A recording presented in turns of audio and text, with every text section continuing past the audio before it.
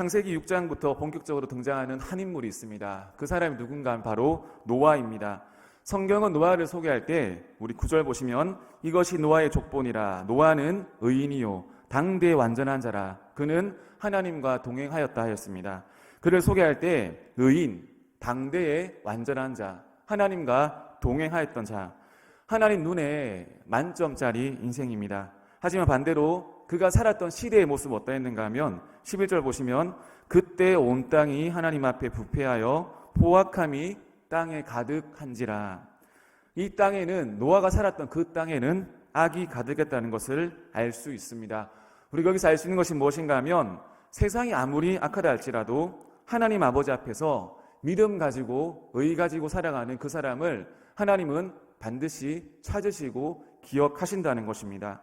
오늘은 이 하나님이 한 가정을 구원해 나가시는데 그 가정의 구원의 가정이 어떤지를 말씀을 통해서 함께 나누겠습니다. 첫 번째는 믿음의 한 사람을 하나님은 들어서십니다. 1절 같이 하시겠습니다. 여호와께서 노아에게 이르시되 너와 내 온 집은 방주로 들어가라. 이 세대에서 내가 내 앞에 의로움을 내가 보았음이니라. 하나님이 한 사람 노아를 부르십니다. 그리고 말씀해 주십니다. 노아에게 주신 말씀이 뭐냐면 너와 내 온 집은 방주로 들어가라는 것입니다. 죄악 가득한 세상을 심판하시는데 다 심판하시는 것이 아니라 노아와 그의 가정은 구원을 해 주시겠다는 약속을 하십니다. 노아 한 명을 통해서 노아뿐만 아니라 노아의 온 가정이 구원을 받습니다. 하나님께서 한 가정을 돌보실 때, 한 민족을 돌보실 때 많은 사람을 쓰시는 것이 아닙니다. 누구를 쓰시는가 하면 바로 한 사람을 불러 쓰십니다. 그리고 그 한 사람을 통해서 구원을 이루어 가십니다. 우리 모두가 그 한 사람이 되길 축복합니다.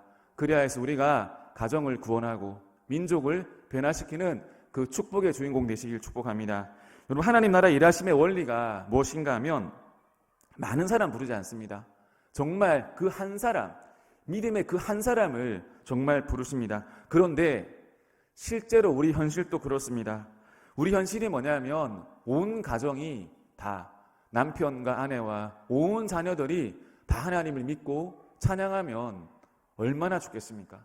그런데 우리 현실은 어떤가 하면 가정의 대부분이 믿는 것이 아니라 많아야 한 사람, 두 사람, 이 믿는 것이 우리들의 현실입니다.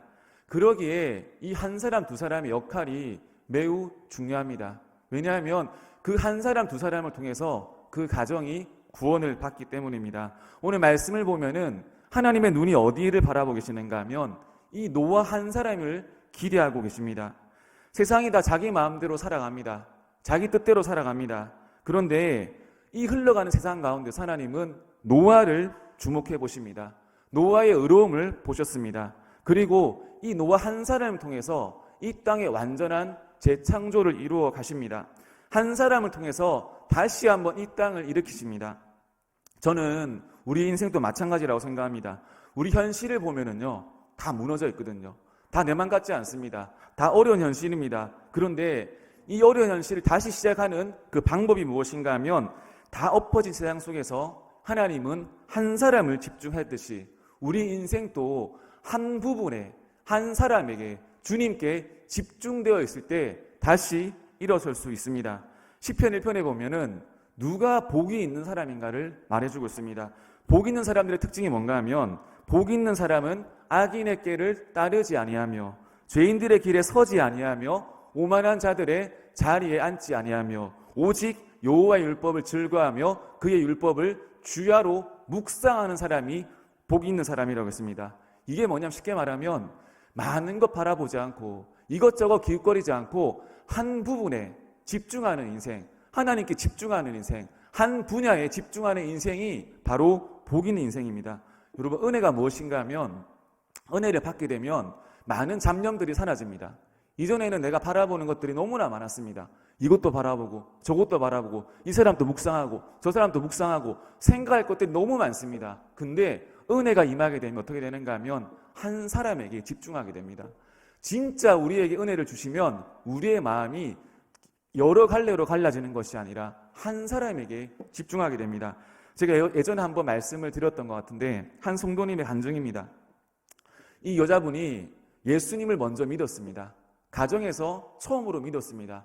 예수님을 믿으니까 얼마나 마음이 행복하고 즐겁습니까? 내 인생이 구원을 받는다. 내 인생이 주님과 함께한다. 더 이상 내 인생은 외로운 인생이 아니다. 이 확신이 넘쳤습니다. 근데 예배 마치고 기도 마치고 집에 돌아가면 펼쳐지는 현실이 무엇입니까?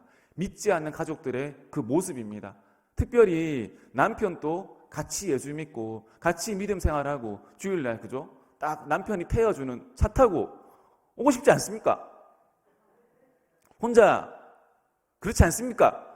근데 그렇지 못하는 자기 현실이 너무너무 힘든 거예요. 근데 여기서 끝나야 되는데 그 남편이 그렇게 지독하게 미워 보이는 겁니다. 아니 나는 이렇게 예수 믿고 즐거운데 아니 저 사람 예수도 믿지 않고 자기 마음대로 살아가는 그 모습이 너무나 미운 거야. 화가 나는 거야. 저주스러운 거야. 그래서 얼굴 볼 때마다 그냥 막 힘든 겁니다. 너무. 근데 어느 날 이 성도님께 어떤 마음이 들었는가 하면 예배 마치고 집에 돌아가는데 여전히 자기 남편이 가음을 하고 잠을 자고 있는 겁니다. 근데 어떤 마음이 갑자기 들어왔는가 하면 이 남편이 어제까지는 죽도록 미웠는데 죽도록 싫었는데 죽도록 내 마음을 아프게 했는데 은혜 받고 나니까 이 남편이 어느 날 그날따라 불쌍하게 보이는 거예요. 그 남편의 얼굴이 내 눈에 들어오는 겁니다. 패어진 주름이 보이는 거. 그 힘들어하면 얼마나 힘들었으면 술을 마셨을까. 그 마음이 이 성도님의 마음속에 느껴지는 겁니다. 그래서 어떻게 했는가 하면 절대로 그전에는 해장국을 안 끓여줬다 합니다. 미웃고 그냥 짜증나가지고 절대로 안 끓여줬는데 그날 깨기 전에 정성스럽게 장을 봐가지고 해장국을 준비해가지고 식사를 이렇게 차려주었다고 합니다. 남편이 잠을 깨고 이렇게 차려진 밥상을 보고 이게 뭐냐고, 왜 이랬냐고, 왜 이러냐 갑자기 이렇게 하지 마라 이렇게 했는데 이 성도님이 이렇게 말했다고 합니다. 여보, 나는 이제 예수님 믿고 나는 이 땅에서도 천국을 경험하고 죽어서 천국 갈 건데 당신은 예수님 알지 못하고 믿지 않으니까 혹시 천국 못 갈 수 있으니까 내가 살아있는 동안 잘해줄게. 내가 살아있는 동안 당신 섭섭하지 않게 잘해줄게. 그동안 내가 당신한테 섭섭하게 한 거 있다면 내가 진짜 미안해. 내 잘못이야. 앞으로 내가 당신을 위해서 최선을 다할게. 그 주 주일이었습니다. 무슨 이야기 나올까 아시죠? 남편이 먼저 신발을 신더랍니다. 그렇게 말하더랍니다. 안 가고 뭐하노? 앞장서라. 여러분, 하나님의 은혜가 임하게 되지 않습니까? 그러면 이전에 내가 보이지 않았던 그 상대방이 보입니다. 이전에는 내가 정말 교회에 빠져있다는 표현이 좀 강한가요? 주님만 보였는데 주님이 우리에게 은혜를 주시니까 우리 눈이 상대방이 보이는 겁니다. 여러분, 하나님은 한 사람에게 은혜를 주십니다. 그리고 정말 은혜 받은 그 한 사람, 그 하나님의 은혜를 받은 그 한 사람을 통해서 또 한 사람, 또 한 사람, 그 가정을 구원해 나가십니다. 우리 남편의 아내를 위해서 기도할 때, 아내가 남편을 위해서 기도할 때, 특별히 부모가 자녀를 위해서 기도할 때 힘들지 않습니까? 왜 내 기도는 이루어지지 않을까? 왜 내 기도는 응답받지 않을까? 제 강도사 때 새벽에 극동방송을 정말 열심히 들었습니다. 근데 하는 분이 그런 얘기 하시더라고요. 가정을 위해서 9년간 기도했대. 9년간 기도했는데 하나님이 자기 기도를 들어주지 않아서 그 기도를 그만뒀대요. 근데 어느 날 14년째 되는 날 하나님의 방법으로, 하나님의 뜻대로, 하나님의 그 시기에 이 가정이 온전하게 주님께 다 돌아왔다고 합니다. 우리는 알 수 없습니다. 하지만 분명히 우리가 알 수 있는 것이 뭐냐 하면 기도하는 그 한 사람을 통해서 그 가정이 돌아옵니다. 기도하는 그 한 사람을 하나님은 보십니다. 우리가 낙심하지 말아야 될 것이 뭐냐 하면 하나님은 우리에게 왜 기도를 시키시는가 하면 하나님이 우리 기도를 통해서 그 가정을 구원시키실 것을 우리가 알기 때문입니다. 여러분, 끝까지 우리가 그 한 사람임을 알고 충성하시는 믿음의 성도님들 되시길 축복합니다. 두 번째는 뭐냐 하면 하나님께서 주신 사명이 있습니다. 우리 4절 보시면 지금부터 7일이면 내가 40주야를 땅에 비를 내려 내가 지은 모든 생물을 지면에서 쓸어버리리라. 먼저 여기서 두 가지를 한번 짚고 넘어가야 됩니다. 첫 번째는 왜 노아와 그의 가정만 구원을 받았는가? 왜 그 사람들만 제외하고 심판을 받았는가고요. 또 한 가지는 하나님의 시각에서 죽음과 심판은 무엇을 의미하는가를 짚고 넘어가야 됩니다. 그것이 뭐냐면 하나님의 궁극적인 구원 계획의 중심에는 무엇이 있는가 하면 예수 그리스도의 탄생이 있습니다. 예수 그리스도께서 이 땅에 오셔야지만 구원의 궁극적인 목적이 이루어집니다. 그러기 위해서는 이 땅에 믿음의 혈통이 있어야 됩니다. 근데 그 믿음의 혈통이 한 사람이 누구였는가 하면 바로 노아의 가정이었습니다. 그래서 노아의 가정만 구원해 주시고 나머지는 죽이셨는데 하나님의 입장에서 죽음은 뭐냐면 끝이 아니라 자는 겁니다. 그래서 죽음의 형벌은 죽음으로 끝나는 것이 아닙니다. 재운 것입니다. 우리의 입장에서 죽음은 끝이지만 하나님의 입장에서, 하나님의 시각에서 죽음은 노아의 가정을 구원시키기 위해 나머지 사람들을 물에 타서 채우신 것입니다.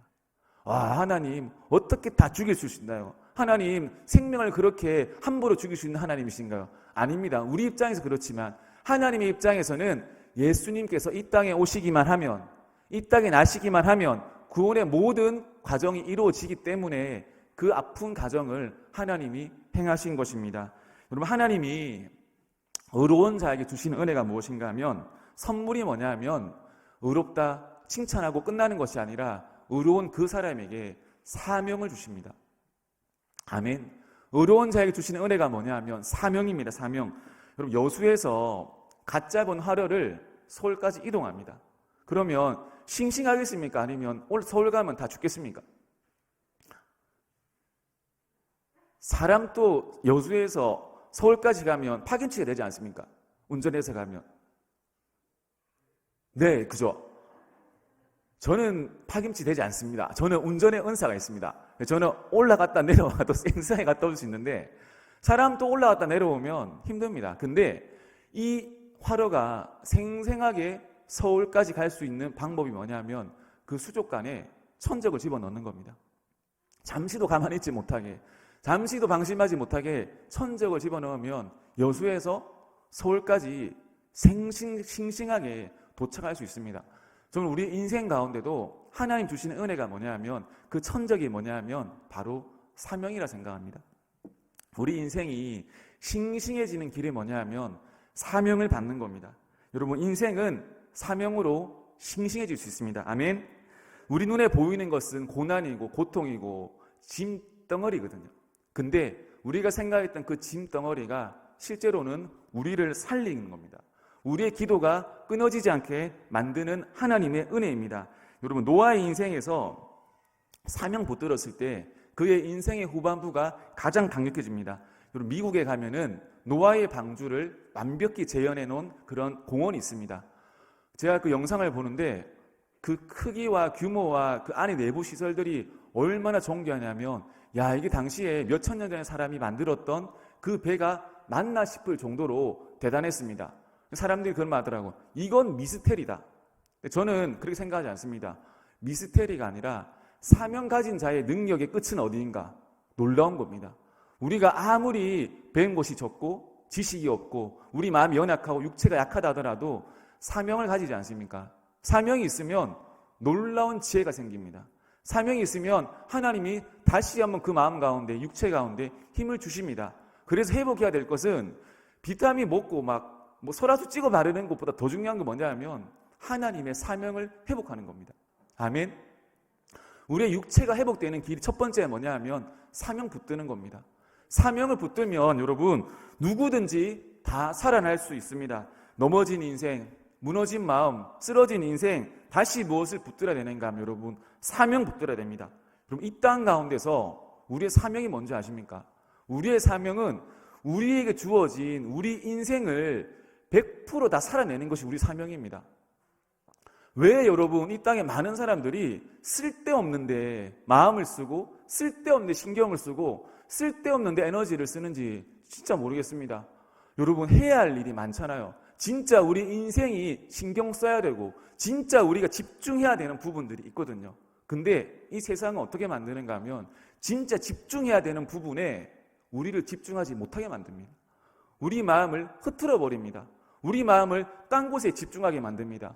진짜 우리 집중해야 될 것이 무엇입니까? 내 아내, 내 남편, 내 자녀, 그리고 이웃, 생명, 이것에 집중해야 되는데 세상 사람들은 다른 곳에 신경을 쏟게 만듭니다.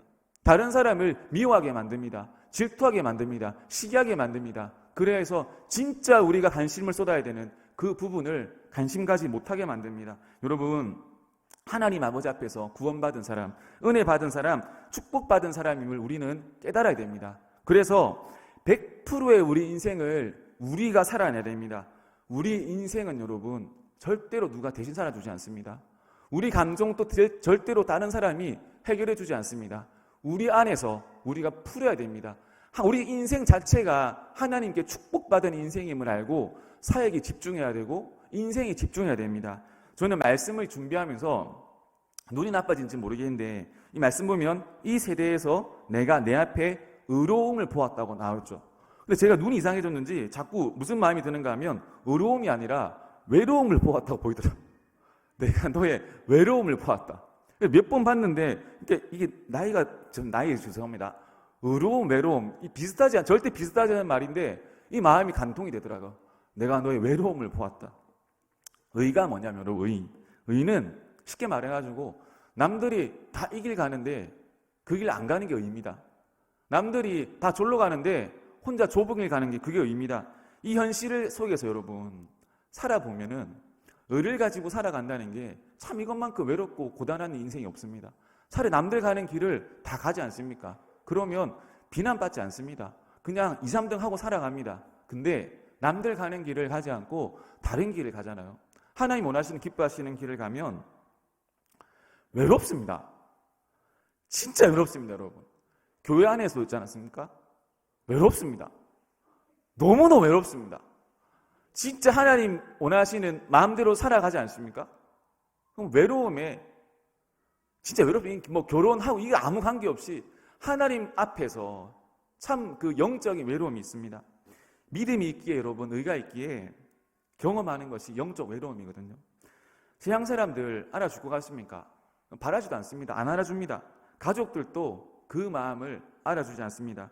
여러분 믿음 생활한다는 거 그 자체만으로 살아가면서 참 외롭죠. 노아가 500세에 하나님께 사명을 받습니다. 근데 그리고 나서 100년 전후해가지고 방주를 짓습니다. 600년 인생 가운데 노아가 몇 년이 외로웠을까요? 뭐 사람들이 생각할 수 있겠죠. 방주를 짓는 100년이 외로웠을 것이다. 아니요. 노아의 인생은 하나님 아버지 앞에 살아갔기 때문에 태어날 때부터 600년 동안 넘게 죽을 때까지 외로움을 경험했을 것입니다. 믿음의 친구도 없고 믿음의 동료도 없고 자기 믿음을 지지해주는 그 어떤 사람도 없던 인생. 하지만 하나님이 그 인생을 알아줍니다. 여러분 남들 하고 싶은 거 다 하고 살아가고 남들이 해야 하는 거 다 사먹고 다 입고 다 사야 되면 그 인생 외로운 인생 아닙니다. 다 하지 않고 하나님 아버지 앞에 내 믿음 지키는 거 정말 쉽지 않습니다. 외롭습니다. 이 시대에 여러분 제일 큰 아픔이 뭐냐면 사명이 없는 거예요. 사명 없이 뭐에 따라 살아가는가 하면 욕구에 따라 살아가는 욕구. 내 욕심, 내 계획에 따라 살아갑니다. 제 군대 후배 중에 한 명이 초등학교 선생님 하다가 군대 후임으로 들어온 후임이 있습니다. 근데 이 친구 하는 말이 한 번은 밥을 먹는데 그런 말 하더라고. 야, 넌 좋겠다, 내가. 너가 이렇게 군대 생활 하다가 이제 초등학교로 돌아가면 야, 여기서는 짐승들만 있는데, 그죠? 짐승들만. 야, 너 학교 가면 야, 여자 선생님. 야, 좋겠다. 야, 부럽다. 내가 대신 가자. 야, 바꾸자. 그랬는데 이 친구 하는 말이 뭐냐면 선배님, 저는 안 돌아가고 싶습니다. 저는 안 돌아가고 싶습니다. 저는 군대가 너무너무 좋다는 거예요. 왜 좋냐? 야, 힘들지 않냐? 이 진짜 이거 칙칙하게 뭐냐 이게? 자기 너무 좋대요. 왜 좋냐면 선배님, 아이들을 돌보는 거는 어느 정도 익숙해지면 괜찮대요.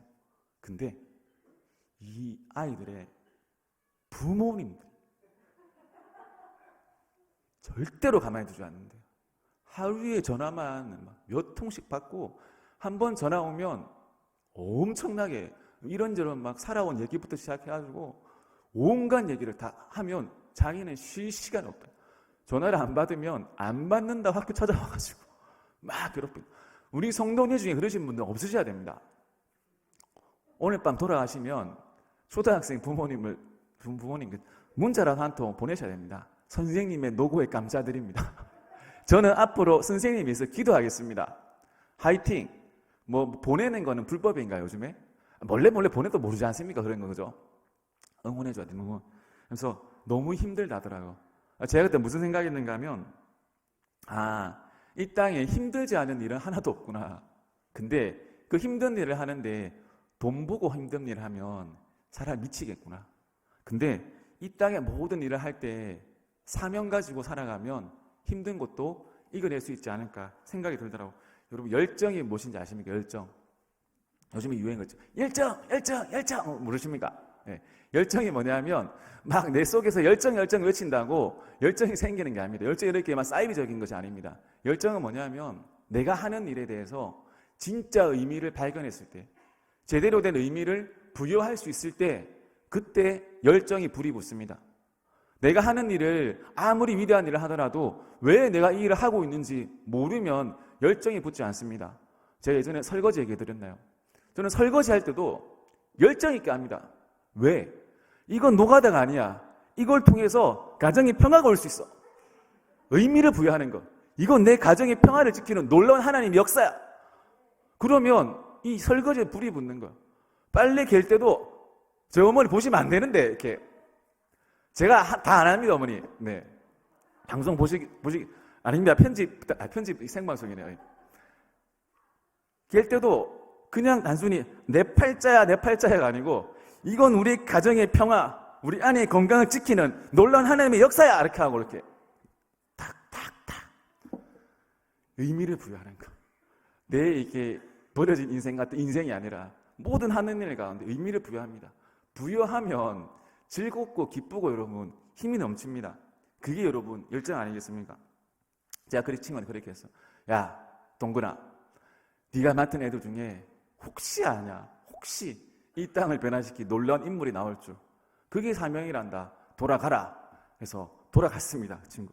여러분, 우리 인생 가운데 진짜 이 땅 가운데 회복될 것이 뭐냐 하면 우리가 왜 이 땅에 살아가고 있는지 알아야 됩니다. 우리가 왜 숨을 쉬고, 우리가 왜 여수 땅에 살아가고, 왜 우리 남편을 주고, 자녀를 주고, 우리 뭐 직업을 주고, 의미를 깨달아야 됩니다. 그 의미가 뭐냐? 한 가지거든요. 그 일을 통해서 하나님의 영광 드러내는 거예요. 내가 이 땅에서 부자가 되겠다. 이 땅에서 명예를 가져보겠다. 권력을 한번 누려보겠다. 제가 목회자 되고 나서 제일 먼저 버린 게 뭐냐면, 여러분, 장례식은 꼭 가야 됩니다. 장례식은 꼭 가야 됩니다, 여러분. 갔다 오면 이 틀어졌던 정신이 다시 돌아옵니다. 이 정신 못 차렸던 이 인생이 회복됩니다, 여러분.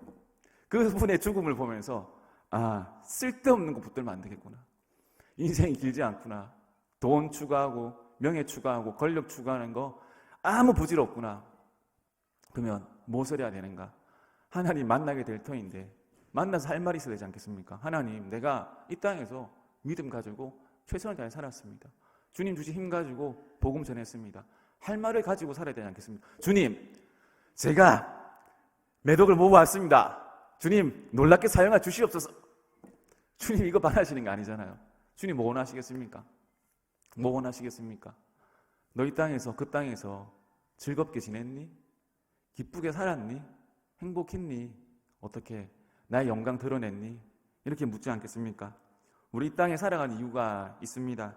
완전히 무너진 내 인생, 내 관계를 여러분 회복해 나가시는 하나님의 은혜를 경험하시길 축복합니다. 성경에 보면 위대한 사람 한 명이 나오죠. 다윗입니다. 다윗은 위로 형제가 8형제가 있습니다. 이때 형제가 다 있는데 막내 다윗만 뭘 하는가 하면 양을 칩니다. 밤이고 낮이고 주구장창 자기는 양을 칩니다. 여러분, 어린 나이에 혼자 집 밖에서 양을 친다는 게 이 말이 됩니까? 이 성경을 보면서 이 아동학대, 이게 아동학대의 시초거든요. 이 아버지 이세는 뭐 하는 사람이죠? 이 아버지 자기 것도 없는 사람 아니에요. 막내 다윗이 혼자 양을 치고 있습니다. 근데 지금같이 이렇게 밤에 나가서 뭐 안 나오는데 밤에 곰도 나오죠. 맹수도 나오죠. 그 죽음의 자리에 아들을 내몰았습니다.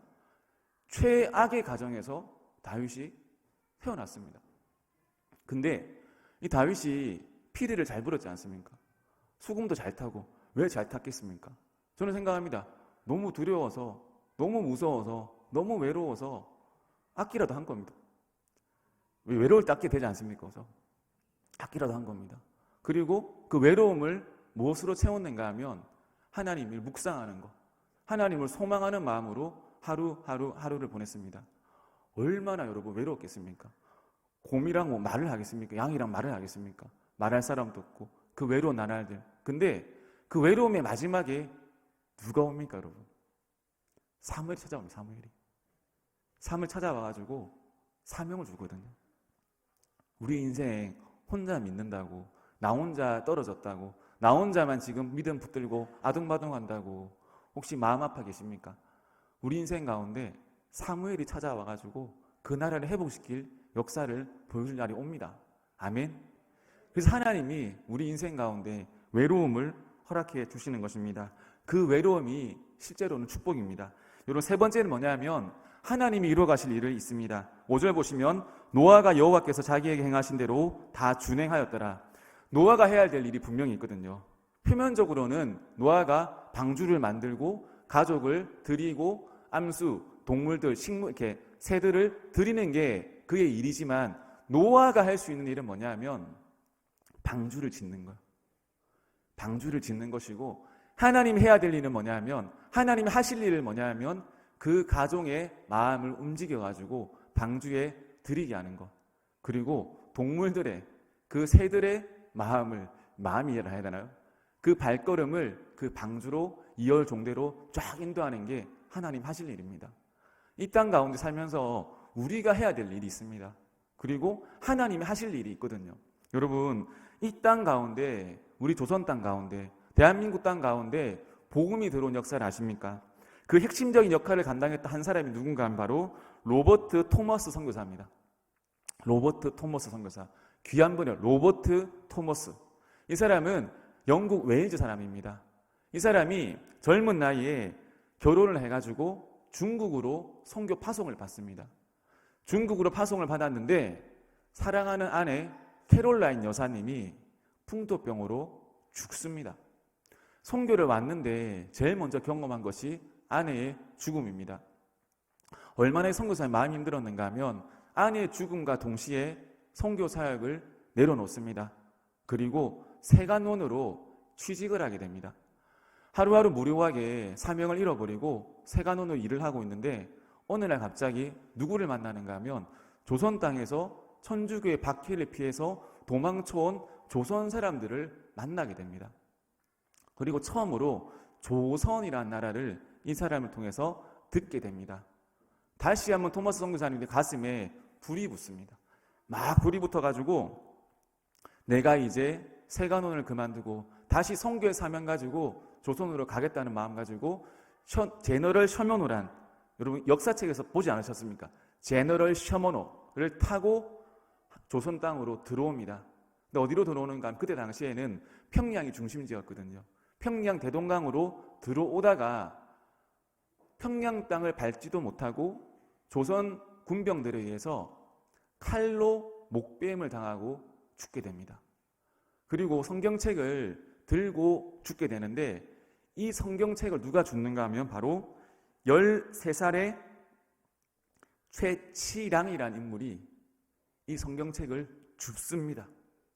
근데 당시에는 성경을 가지고 있으면 형벌에 처해 있습니다. 그래서 13살의 최치량이 너무 무서워가지고 누구에게 이 책을 주는가 하면 대동문을 지켰던 박영식이라는 사람에게 이 성경책 3권을 줍니다. 근데 그때 당시에 이 성경책이 질이 굉장히 좋았다고 합니다. 그래서 이 박영식이라는 인물이 그 성경책 3권을 받고 돌아와가지고 어떻게 하는가 하면 성경책을 하나하나 뜯습니다. 뜯어가지고 벽지에 바릅니다. 집에 벽지에 다 바릅니다. 벽지를 다 바르고 그날 잠을 자는데 이렇게 위에 보니까 말씀이 보이는 거예요. 그 말씀을 읽다가 이 박영식이라는 사람이 예수님을 영접하게 됩니다. 놀랍죠? 벽지에 바른 그 말씀을 보다가 예수님을 영접합니다. 세월이 지나가지고 13살의 최치랑이라는 인물이 성인이 되어가지고 이 박영식의 집을 구입하게 됩니다. 그리고 주막을 시작합니다. 주막을 시작하는데 토마스 선교사가 죽은 지 27년 후에 사무엘 마펫이라는 이 선교사가 평양 선교를 위해 그 주막에 들르게 됩니다. 와, 놀랍지 않습니까? 근데 딱 봤는데 주막에 벽지에 성경책이 쫙 이렇게 성경 말씀이 딱 붙어 있는 겁니다. 그래서 주막 주인을 부릅니다. 최치랑을 부릅니다. 아니, 이 성경 말씀을 어떻게 구해서 이 벽지에 바르게 되었냐고. 그 이야기를 밤새 나누게 되면서 이 최치랑이라는 인물이 예수님을 영접하게 됩니다. 그리고 이 주막을 어떻게 바꾸는가 하면 후에 평양 최초의 예배당인 널다리골 예배당으로 바꿉니다. 변화가 됩니다. 여러분, 이 널다리골 예배당이 뭐냐면 1907년도 대한민국 평양 대응부운동의 중심지였던 장대영 교회의 전신이 바로 이 널다리골 예배당입니다. 그 장대영 교회의 길선주 장로님이 대한민국 조선 최초의 장로교 목사님이 되었습니다. 얼마 후에 이 평양 선교를 하고 있는 사무엘 마펫 선교사님 집에 한 사람이 찾아옵니다. 이 사람 이름 누군가 하면 박충건입니다. 왜 찾아왔는가 하면 자신이 고백합니다. 선교사님, 제가 30년 전에 미국 상선을 타고 왔던 그 사람들의 죽인 사람이 바로 저입니다. 제가 30년 동안 그 고통 가운데, 그 죄책감 가운데 살아왔습니다. 저도 예수 믿고 용서받을 수 있나요? 사무엘 마펫 선교사님이 말씀해 주십니다. 누구든지 예수의 이름을 부르는 사람은, 믿는 자는 구원받을 수 있다.